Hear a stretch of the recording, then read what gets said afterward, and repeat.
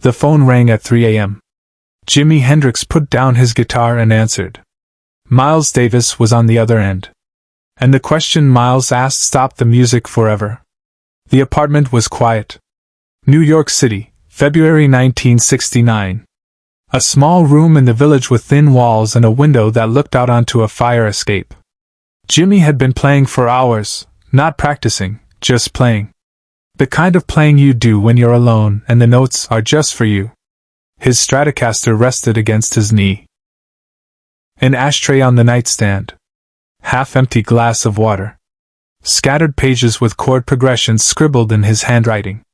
The amplifier hummed softly in the corner, barely audible. The rotary phone sat on the small table beside the bed.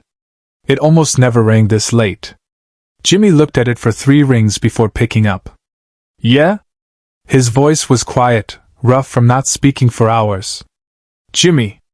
Not a question. A statement.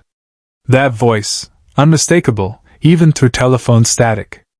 Miles Davis. Jimi straightened slightly, his hand still on the guitar neck. Miles. You still up? I'm always up. There was a pause. Not uncomfortable. Miles Davis didn't do small talk. When he called, it meant something.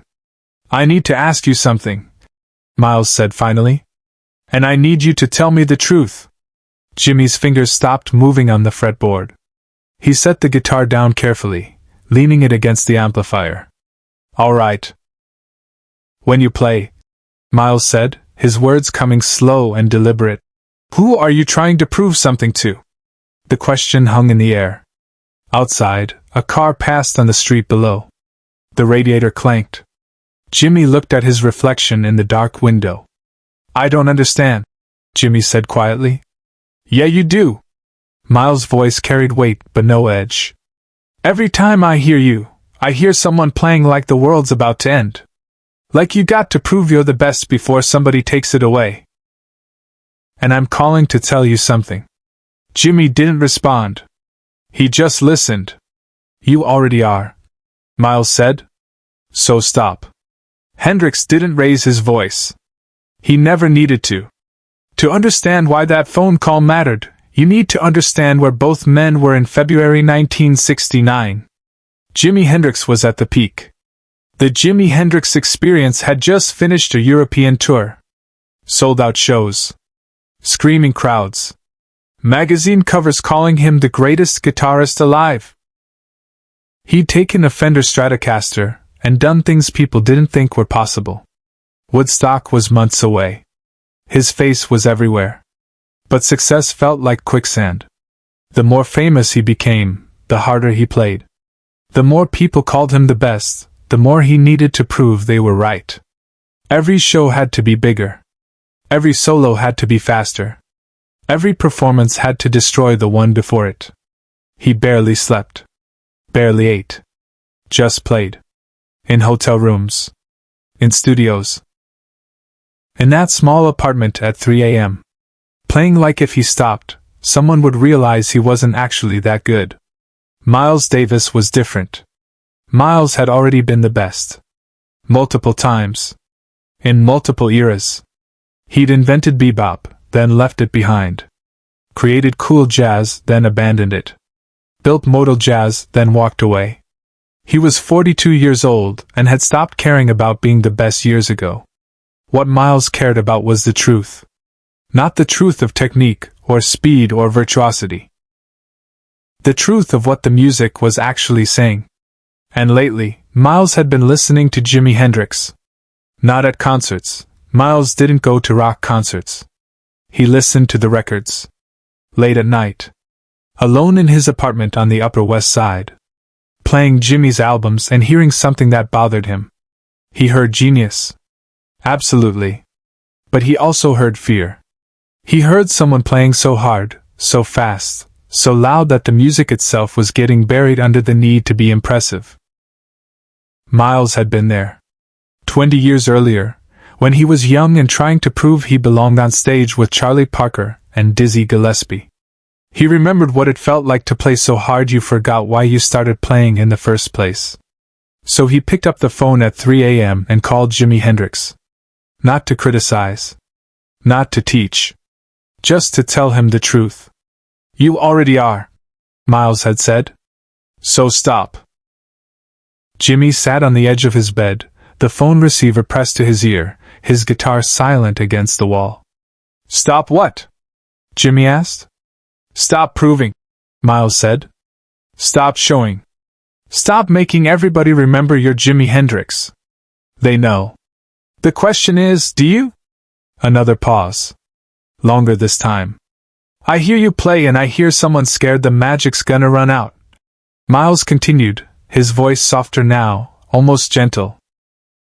Scared that if you play one note wrong, they'll figure out you're just a kid from Seattle who got lucky. So you play 1,000 notes. You light your guitar on fire. You do tricks. And the music, the real music, gets smaller. Jimmy looked down at his hands. Calloused fingers. Scarred from strings and burns and years of gripping too tight. I don't know how to play any other way, Jimmy said quietly. Yeah, you do, Miles said. You just forgot.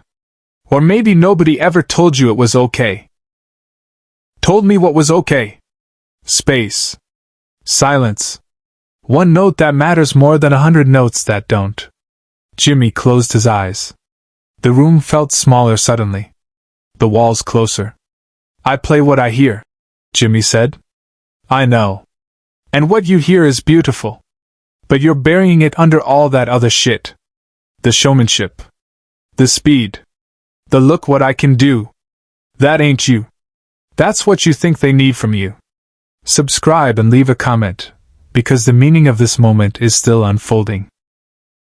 Miles Davis didn't explain further. He didn't need to. He'd said what he called to say. But he didn't hang up. He just waited. Jimmy stood up from the bed. Walked to the window. Looked out at the empty street 3 floors below. A street light flickered. Snow was starting to fall, thin and barely visible. What do you want from me? Jimmy asked. I don't want nothing, Miles said. I'm telling you what I know. You can do whatever you want with it. Why'd you call me? Because I see you killing yourself trying to stay on top of something you already conquered. And I did the same thing 20 years ago and it almost destroyed me. So I'm calling. That's it. Jimmy pressed his forehead against the cold window glass. His breath fogged the pain. How'd you stop? Jimmy asked. I didn't stop playing, Miles said. I stopped trying to be Miles Davis. I just started being the music. There's a difference. That sounds like Zen bullshit. Miles laughed. A short, sharp sound. Maybe it is. But it's also the truth. You want to keep playing fast for crowds that scream? Do it. You want to keep lighting guitars on fire? Do it. But if you want to actually grow, if you want to find out what you're really capable of, you got to stop performing and start exploring. Jimmy turned away from the window. Looked at his guitar leaning against the amplifier. The Stratocaster he'd played 10,000 times. The instrument that felt like an extension of his body. I don't know if I can, Jimmy said. You can. You just need permission. So here it is, you have permission to play one note and let it breathe.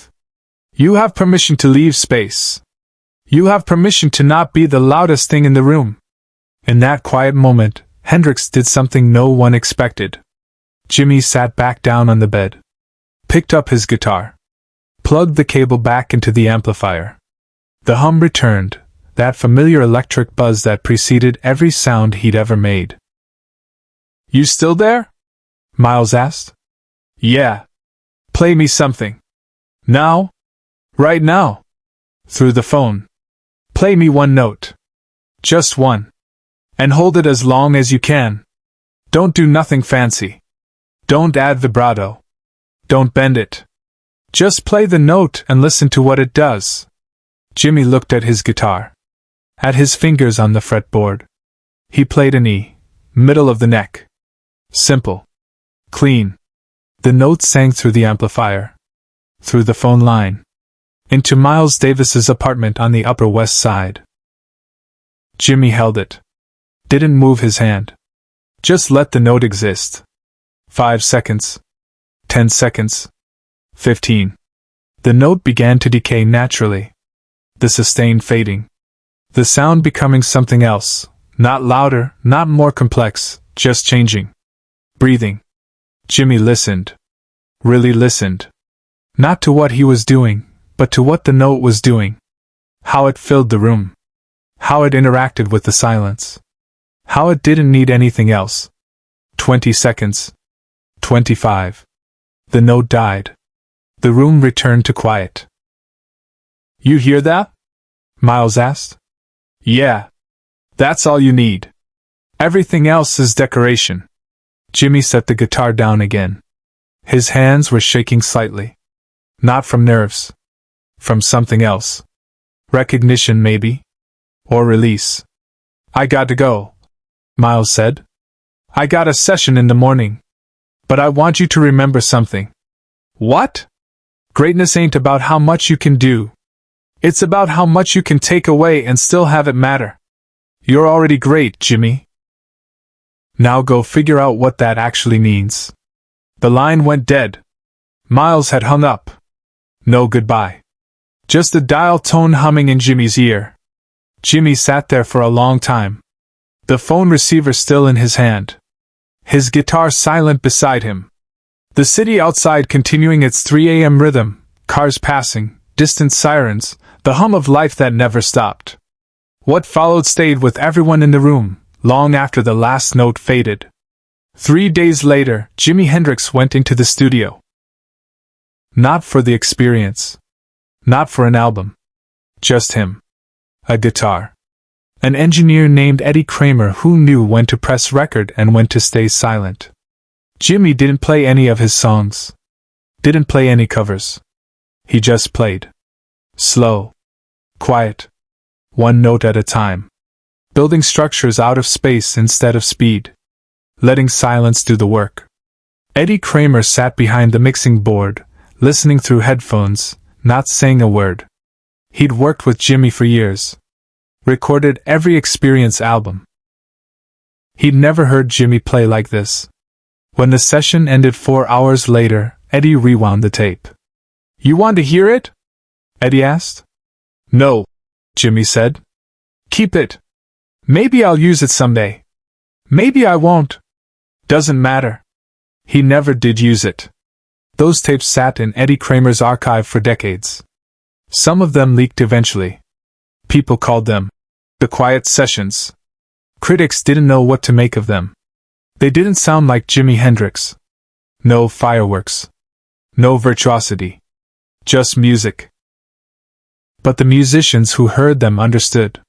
They heard what Miles Davis heard. They heard someone finally playing without fear. Jimi never told anyone about the phone call. Not his band. Not his management. Not the journalists who interviewed him constantly. It was private. Sacred in a way that public moments never were. But his playing changed. Not immediately. Not dramatically. But gradually, over the months that followed, something shifted. At Woodstock 6 months later, Jimi played the Star-Spangled Banner. The performance that would define him forever. And in the middle of that chaotic, screaming feedback, there was a moment, just 3 seconds, where everything stopped. One clean note. Held. Breathing. Most people didn't notice it. But Miles Davis did. He was watching on television in his apartment. When he heard that pause, that single note hanging in space, he smiled. Jimi never called Miles back. They never spoke about that night again. But 2 years later, when Miles was working on Bitches Brew, he told his band, "Play it like Hendrix finally learned to, with space." When Jimi died in September 1970, Miles didn't go to the funeral. He stayed home. Put on one of those quiet session tapes Eddie Kramer had given him. And listened to a man who finally stopped proving and started being. Share and subscribe. Some stories deserve to be remembered. The rotary phone from that night is in a museum now. Miles Davis never told anyone about the call until an interview in 1989. "I just told him the truth," Miles said. "That's all any of us need sometimes. Permission to stop. The music, the real music, is what remained,